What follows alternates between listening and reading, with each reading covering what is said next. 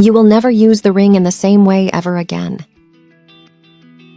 Few people know this secret, and once you learn it, you will thank me forever. If you are a professional, you are married, or for some reason you like to wear rings, you need to know this.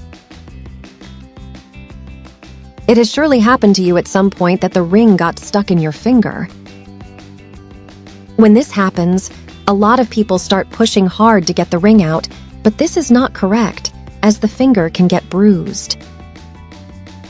Other people use balm to get it out, but this method rarely works if the ring is very close to the finger. In other cases, there are people who have tried to cut the ring, but that is very dangerous, as you could cut your finger. Today, I will teach you an incredible solution that will help you get any ring stuck in your finger quickly and easily, and with tools that you already have at home. The first thing we are going to need is a roll of thread. This can be cotton or lace. The next thing we are going to use is a clamp, but if you don't have one, you can also use a clip. Then we will take a little liquid soap and apply it on the fingers to soften a little. We do this so that the pressure exerted with the thread does not scrape the finger.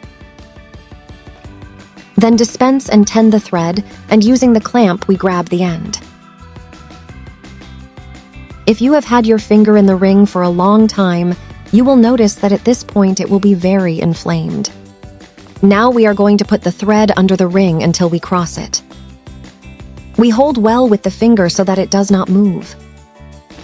Now we take the other end of the thread and start turning and turning many times until we cover the finger. I would like to know from which country you are watching me, so I can send you a special greeting. Today's greeting is for Juan Julio Valdez from the Dominican Republic. Once covered, we cut the end of the thread. Pay attention to what we will do now. With the other end of the thread, we are going to turn in the opposite direction of the tie.